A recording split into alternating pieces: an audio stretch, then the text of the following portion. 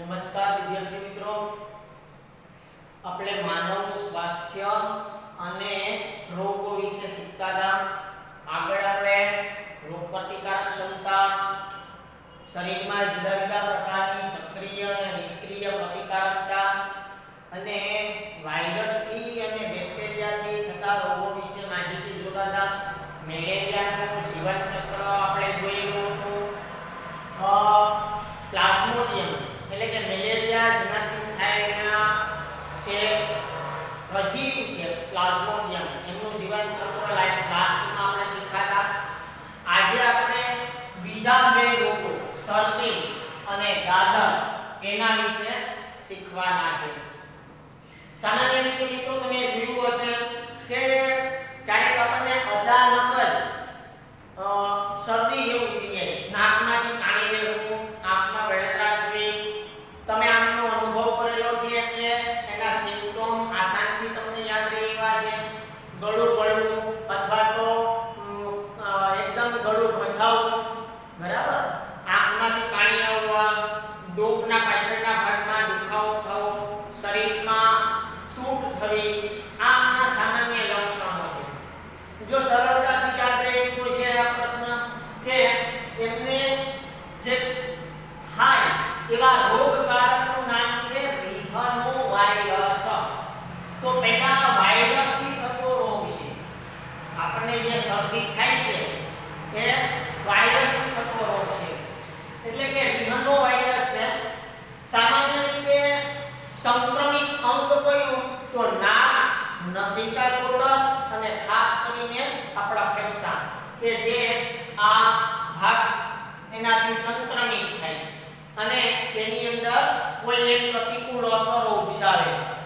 નાકમાં થવાથી નાક બંધ ભરાઈ ગયેલું રહે અને એમને આપણે ગંધ એટલે કે ઘ્રાણ ચેતના ઓછી થઈ જાય, મતલબ કોઈ ગંધ ન પારખી શકીએ, સ્વાદ તો ઘણી વખત ન આવે. આજે આપણે આ કોરોનાનો સમય ચાલુ છે તો એમના પણ કેટલાક આવા લક્ષણો છે, પરંતુ આ સામાન્ય રિહનોવાયરસ છે. વિદ્યાર્થી મિત્રો તમે એક જણાવશો કે વાયરસ એ એવા સૂક્ષ્મ જીવો છે કે સજીવ અને નિર્જીવને જોડતી કડી છે.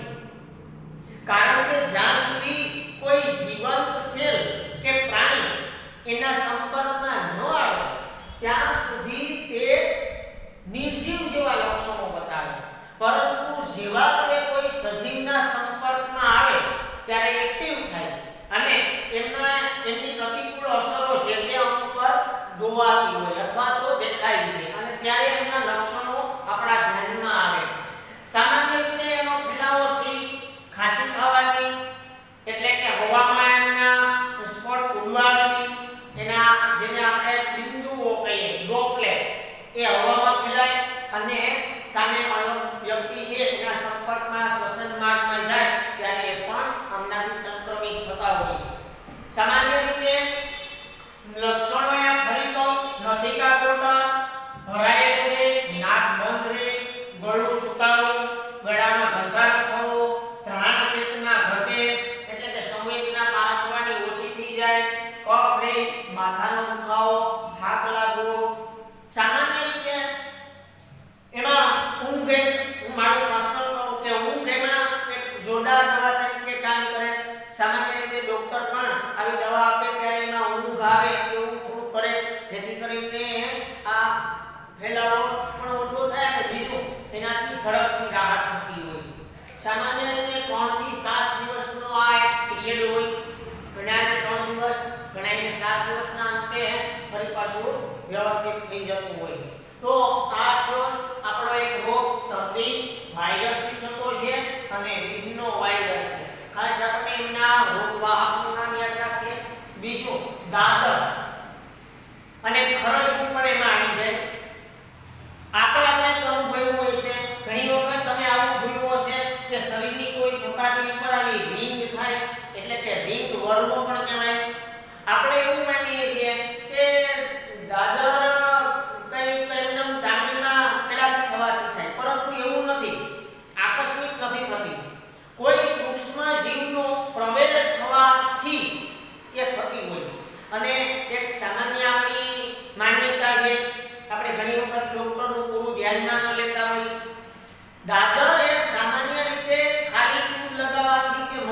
નથી. જો નોર્મલ કન્ડિશનમાં હોય તો એ મટી શકે. આમ સામાન્ય દેખાતો રોગ છે, પરંતુ ત્વચા માટે ઘણો ખતરનાક કહી શકાય. લાંબા ગાળા સુધી મટે નહીં, વારંવાર થવું આપણે એમનો એક ખાસ લક્ષણ છે. જો પહેલા આપણે એના રોગ વાહકો જોઈએ. 3 પ્રકારના રોગ વાહકોથી દાદર થાય. સામાન્ય રીતે પહેલા એ પણ શીખીએ કે ફૂગથી થતો રોગ છે. ફૂગ વાયરસ છે, તો હવે ફૂગથી બેક્ટેરિયાથી જોયા હતા, રસીવથી જોયા હતા, વાયરસથી થતો રોગ જોયો, હવે ફૂગથી થતો રોગ જોઈએ. સામાન્ય રીતે ફૂગ એ 3 પ્રકારની મનુષ્યમાં આ ચેપ લગાડી શકે. પહેલી છે માઇક્રોસ્પોરમ, પછી છે ટ્રાઇકોફાઇટોન અને ત્રીજી છે એપિડમોર્ફોફાઇટોન. એપિડોમોર્ફાઇટોન. આ 3 ને લીધે સામાન્ય રીતે શરીરની ત્વચામાં, નખમાં, માથામાં અથવા તો આંગળીઓની વચ્ચે, હાથ પગની આંગળીઓની વચ્ચે આ શેપ ખાસ કરીને લાગતો હોય. ક્યારેક અહીંયા આપણા ગાલની સપાટી ઉપર પણ, કારણ કે ત્યાં સતત ભેજ, ગરમી મળતી રહે, અથવા તો શરીરના એવા અંગો કે જે સતત ધકાઈ ગયેલા રહેતા હોય ત્યાં એમનો ચેપ લાગવાની સૌથી વધારે શક્યતા રહેતી હોય.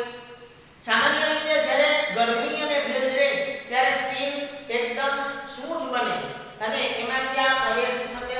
ફરીથી યાદ અપાવો, માઇક્રોસ્પોરમ, ટ્રાઇકોફાઇટોન અને એપિડમોર્ફોફાઇટોન.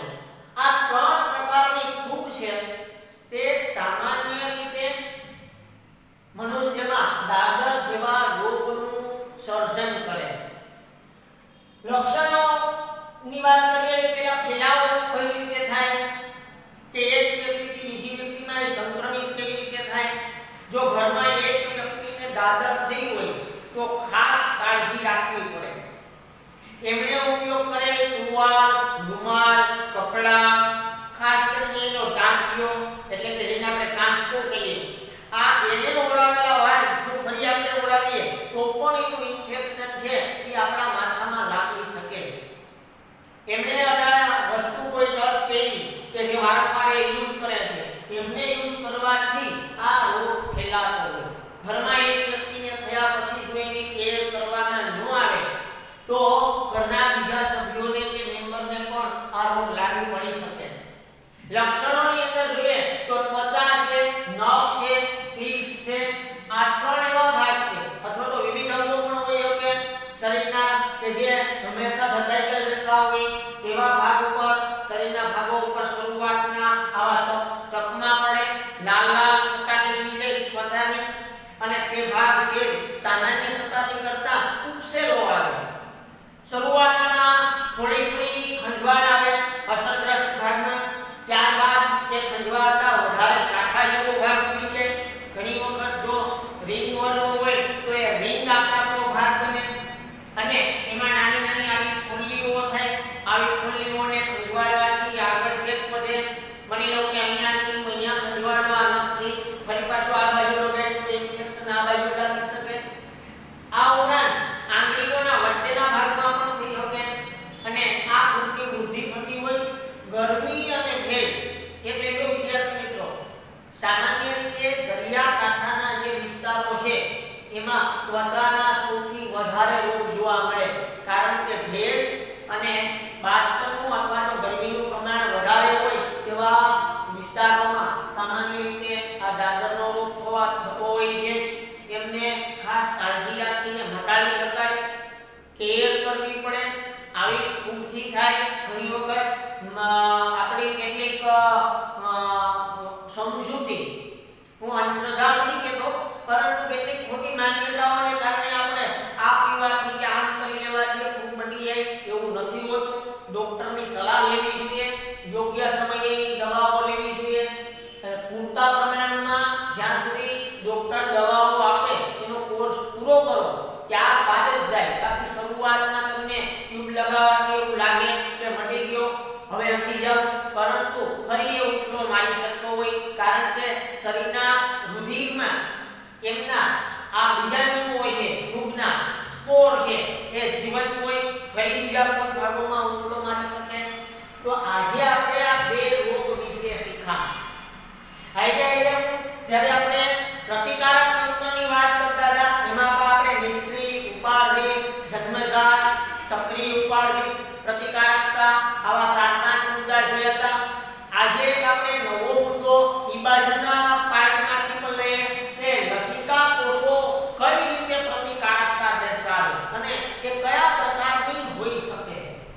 લસિકા કોષો આપણે વાત કરી ગયા શિખાતા પણ એની ચર્ચાઓ પણ કરી કે રોગ પ્રતિકારક તંત્ર માટે થઈને લસિકા કણો ખાસ કરીને કામ કરતા હોય બી લસિકા કણો અને ટી લસિકા કણો તો આજે આપણે આ લસિકા કોષો વડે છે પ્રતિકારકતા દર્શાવે અને એન્ટીબોડીનું જે નિર્માણ કરે આપણે શીખ્યા કે આવા કોષો ખાસ પ્રકારનું એક દ્રવ્ય પેદા કરે જે રોગો સામે લડે છે અને એમને આપણે રોગ પ્રતિકારકતા કહીએ કે ભાઈ આપણી રોગ પ્રતિકારક શક્તિ ઓછી છે તો એ શું આવી રોગ પ્રતિકારક શક્તિ કઈ રીતે બૂસ્ટ થઈ શકે એક દિવસ કોઈ ટ્રીટમેન્ટ લેવાથી કે નાળિયેર પી લેવાથી કે ફલાણું ખાઈ લેવાથી કે ગળાનું જ્યુસ પી લેવાથી આવી રોગ પ્રતિકારક ક્ષમતા તરત નથી બનતી વિદ્યાર્થી મિત્રો એના માટે ખાસ પ્રકારની ગ્રંથિ ખાસ પ્રકારના સેલ કામ કરતા હોય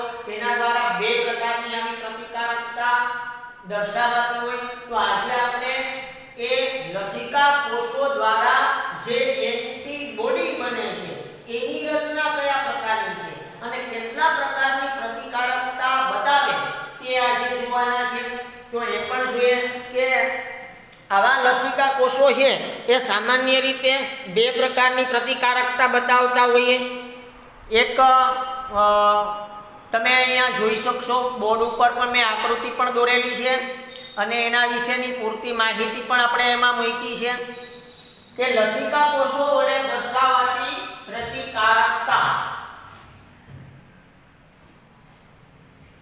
લસિકા તંત્ર આપણા શરીરમાં છે આપણા શરીરમાં વહન માટેના બે તંત્રો છે એક રુધિરાભિસરણ તંત્ર અને એક લસિકા તંત્ર ખાસ કરીને લસિકા તંત્રની અંદર લસિકા ગાંઠો આવે લસિકા એ એક પ્રવાહી છે જે પ્રવાહી જળ પેશી છે એમાં રક્તકણો નહીવત હોય પ્રોટીનનું પ્રમાણ રુધિર કરતાં થોડું ઓછું હોય અને એમાં ખાસ પ્રકારના આવા લસિકા સેલ ઉત્પન્ન થતા હોય અહીંયા આપણે જોઈએ કે લસિકા કોષો વડે દર્શાવાતી પ્રતિકારકતા સામાન્ય રીતે જ્યારે આપણું શરીર કોઈ એન્ટીજન એટલે કે રોગોકારકો છે રોગ જેમનાથી થાય તેવા કારકો છે તેવા કારકો જ્યારે શરીરમાં પ્રવેશે ત્યારે તેના સામે ફાઇટ આપે એના વિરુદ્ધની દવા બનાવે સ્મૃતિ કોષો પણ સર્જાય ફરી જ્યારે આવા રોગ હુમલો કરે ત્યારે આ સ્મૃતિ કોષો યાદ અપાવે અને આવા એન્ટીબોડીને સક્રિય કરે અને તે રોગ સામે લડતા હોય તો આપણને આ રોગ પ્રતિકારક શક્તિ પૂરી પાડતા જે સેલ છે તે મુખ્ય બે છે એક બી લસિકા કણો અને એક ટી લસિકા કણો બે પ્રકારના છે બી લસિકા કણો એ પ્રોટીનનું સૈન્ય ઊભું કરે અને ટી લસિકા કણો એ તેને લડવામાં મદદરૂપ થાય વિદ્યાર્થી મિત્રો આજે આપણે શીખવાનું એ છે કે લસિકા કોષો વડે દર્શાવાતી પ્રતિકારકતા કેટલા પ્રકારની હોય સામાન્ય રીતે બે પ્રકારની હોય પહેલી છે તરલ પ્રતિકારકતા અને સામાન્ય રીતે તે બી લસિકા કણો દ્વારા દર્શાવાતી હોય તેમાં સામાન્ય રીતે એક એન્ટીબોડી ઊભું થાય જે રોગકારકોની વિરુદ્ધ હોય આવું પ્રોટીનનું બનેલું સૈન્ય એ રોગકારકો સાથે જોઈન્ટ થાય અને એનો નાશ કરતું હોય અથવા તો એને એની ક્રિયાઓને અવરોધી દે છે અહીંયા મેં આ બી લસિકા કણો દ્વારા ઉત્પન્ન થતા એન્ટીબોડી છે તેની અણુરચનાની એક સમસ્યાની આકૃતિ દોરી તેની અંદર આપણે શીખશું કે જે એન્ટીબોડી ઉત્પન્ન થાય એ કેવી રીતનું હોય સામાન્ય રીતે એન્ટીબોડી એ ચાર શૃંખલાનું બનેલું છે બે હળવીનો અર્થ નાનો બોલી શકે અંગ્રેજીમાં એને લાઇટ ચેઇન કહેવાય લાઇટ એટલે કે હળવું એટલે કે ટૂંકી પણ બોલી શકે તો અહીંયા આ એક અને આ બીજી એક અને આ બે નીચેની તમને બે કટકા દેખાય છે નાના તે હળવી શૃંખલા છે અને બે હેવી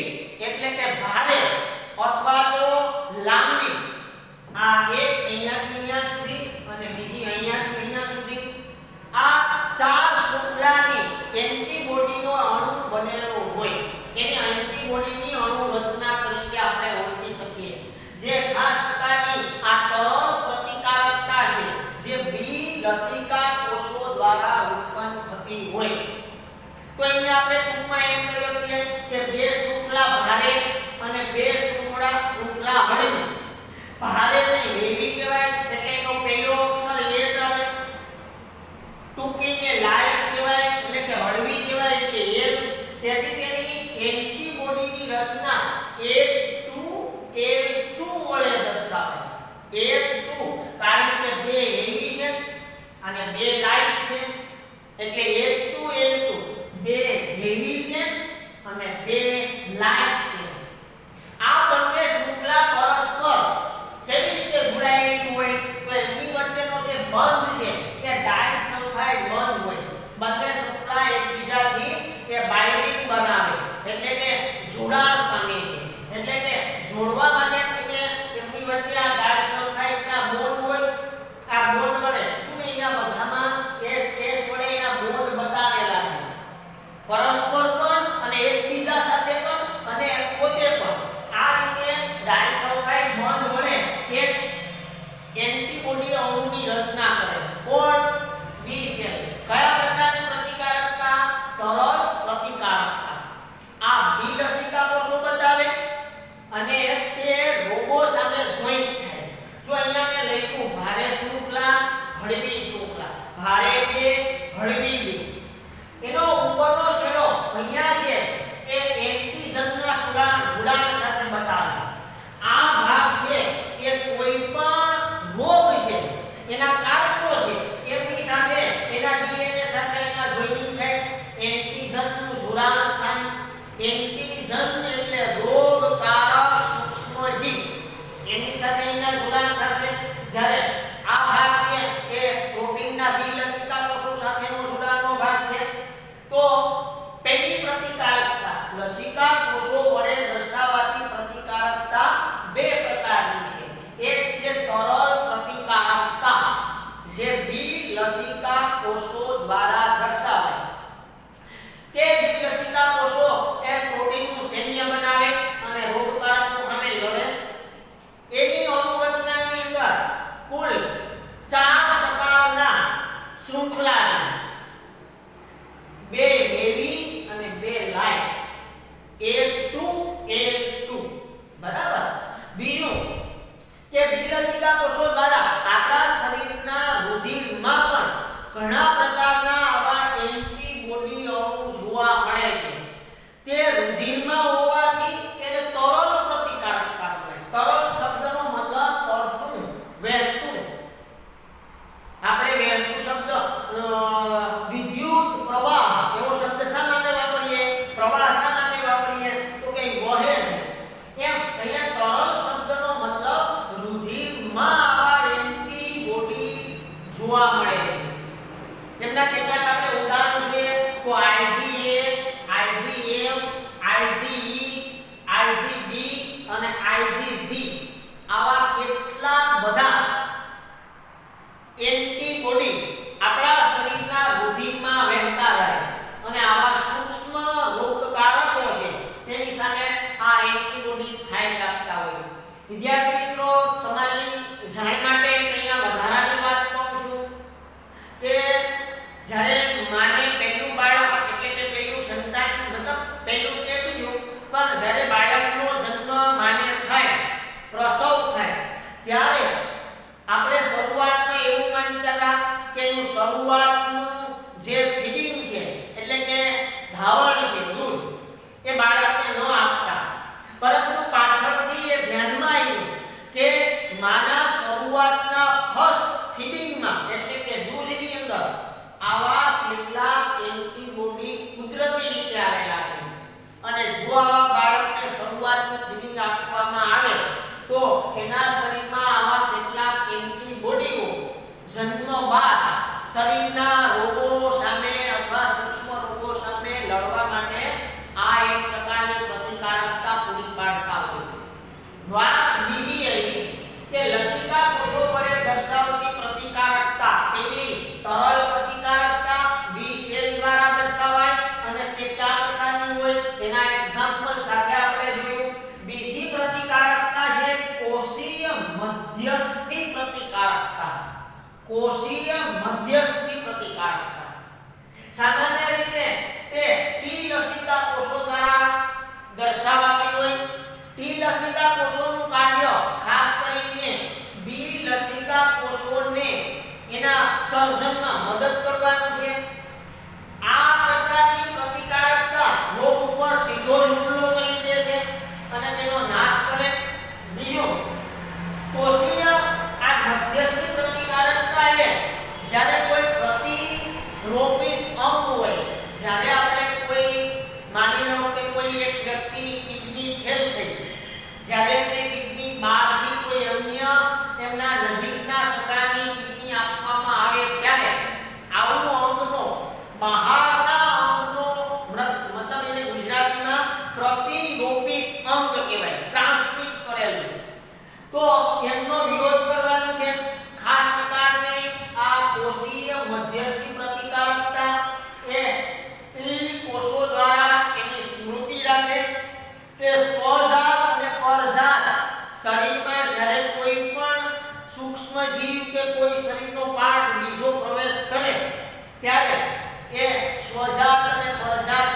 ઘૂસી શકે અને એના ઉપર હુમલો કરી બેસે.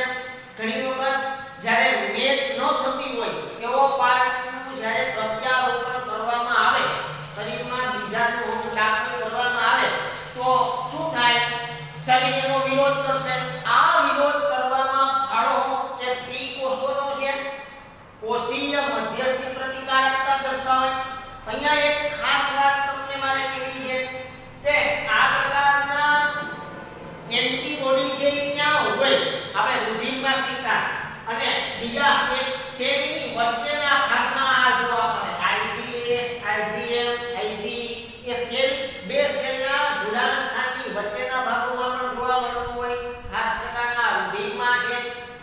મિત્રો એનું ઉદ્ભવ સ્થાન અથવા તો એ આપણા શરીરના હાડકાઓમાં થાય, એટલે કે અસ્થિ મજ્જાઓમાં થાય, પરંતુ એને ઉત્સર્જિત કરવામાં ડી અને બી સેલને ઉત્સર્જિત કરવામાં સૌથી જો કોઈ મોટો ફાળો હોય તો એ થાઇમસ ગ્રંથિનો છે. આપણે આગળ પણ વાત કરી હતી કે થાઇમસ ગ્રંથિ અહીંયા ગળાના નીચેના ભાગે આવેલી છે, હૃદયની ઉપરના ભાગે. 5 થી 7 વર્ષ સુધી બહુ મોટી અને સક્રિય અવસ્થામાં હોય, ત્યારબાદ થોડીક અવનત પામે. આજે કોરોનાના સમયમાં આપણે એવું કહેતા હોઈએ કે નાના બાળકોને અને વૃદ્ધોને આવા બહાર જવાનું ટાળો. શું કામ? તો નાનું બાળક શરૂઆતમાં હજી આવી રોગ પ્રતિકારકતા મેળવતું હોય છે, પૂરેપૂરી મેળવેલી હોતી નથી. જ્યારે વૃદ્ધો છે એને આવી રોગ પ્રતિકારક ક્ષમતા ઓછી થઈ જાય, કારણ કે આ બી અને ટી સેલ છે, લસિકા કોષો, એનું સર્જન એમાં મંદ પડી જાય. એનું કારણ પણ આ થાઇમસ ગ્રંથિ છે. આજે વિદ્યાર્થી મિત્રો આપણે કુલ 3 પ્રશ્નો શીખા, 2 રોગો શીખા. એક શરદી જે વાયરસથી થતો રોગ છે, રિનો વાયરસ. બીજું આપણે દાદર શીખા, માઇક્રોસ્પોરન છે કે માઇક્રોફાઇબ્રોન છે કે એપિડોમોટોફાઇબ્રોન છે. આ ફૂગથી થતા રોગ છે, આ વાયરસથી થતા રોગ છે. જ્યારે આ આખો પ્રશ્ન સૌથી ઇમ્પોર્ટન્ટ છે. ઘણી વખત બોર્ડની પરીક્ષામાં આમના આકૃતિ, એમનું નામકરણ, પછી આ H2N2 શું છે, આવા પ્રશ્નો નીટ, ગુજકેટ અને બોર્ડની એક્ઝામમાં પૂછાઈ ગયેલા છે. શરૂઆતમાં તમારા ધ્યાનમાં રહે કે ફરી એક પ્રશ્ન મેં રિવાઇન્ડ કરું ટોટલ કે લસિકા કોષો વડે દર્શાવાતી પ્રતિકારકતા. રોગકારકો એન્ટિજન શરીરમાં પ્રવેશે ત્યારે રુધિરમાં રહેલા આવા બી લસિકા અને ટી લસિકા કોષો વડે 2 પ્રકારની પ્રતિકારકતા દર્શાવાય. એક તરલ પ્રતિકારકતા અને બીજી છે કોષીય મધ્યસ્થી પ્રતિકારકતા. એને સેલ એમઆઈ તરીકે પણ ઓળખી શકાય. આ સેલ મધ્યસ્થી એટલે એમ અને આઈ એટલે ઇમ્યુનિટી, બરાબર. ત્યારે ટી લસિકા કોષો દ્વારા, આ બી લસિકા કોષો દ્વારા આમાં એન્ટીબોડી ઉત્પન્ન થાય જે પ્રોટીનના બનેલા છે. તેમાં 4 શૃંખલા છે, 2 ભારી અને 2 હળવી. ભારીને હેવી, હળવીને લાઇટ બોલાય.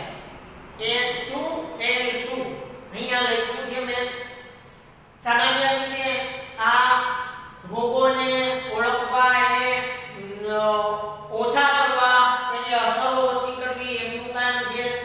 માણસના રુધિરમાં આઈસીએ, આઈસીએમ, આઈસી આવા કુલ 100 એન્ટીબોડી હોઈ શકે. આઈસી વાળા A, M, E, D અને C. મેં તમને કીધું કે માતાના ધાવણમાં પણ IgA અને IgM જેવા જોવા મળ્યા, જે રોગ પ્રતિકારક શક્તિ બાળકને બક્ષતું હોય. ત્યારે અહીંયા આપણે આ શૃંખલાની પણ વાત કરીએ. જ્યારે આ પ્રશ્નનો મૂળ લખતા હોય ત્યારે પહેલો ડિટેલ આ લખો, પછી અનુરચના લખો, પછી કયા પ્રકારની જોવા મળે એ લખો. તો 3 પાર્ટમાં વહેંચાયું. ત્યારબાદ એની અનુરચના સમજાવો કે એમની વચ્ચે ડાયસલ્ફાઇડ બંધ હોય, આ બંધથી તે જોડાઈ ગયેલા હોય. એનો એક છેડો છે એ પ્રોટીન સાથે જોડાયેલો છે, જ્યારે બીજો છેડો એ એન્ટીજનનું જોડાણ સ્થાન છે કે આ સૂક્ષ્મ જીવ છે. અને આ માની લો કે આપણે આ રોગ પ્રતિકારક પ્રોટીનનું એન્ટીબોડી છે, તો આ ભાગ ઉપર એ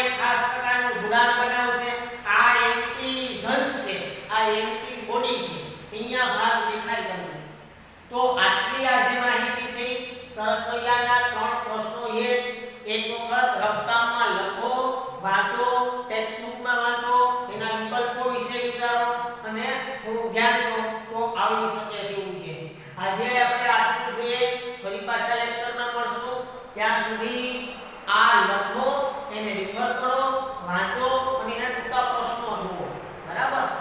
તો આજે આટલું રાખીએ. ફરી આવતા લેક્ચરમાં મળશું. ત્યારે એમની આપણે વાત કરશું. બીજા રોગો પણ બાકી છે એમની. ત્યાં સુધી તમે આમને રિફર કરો. Thank you.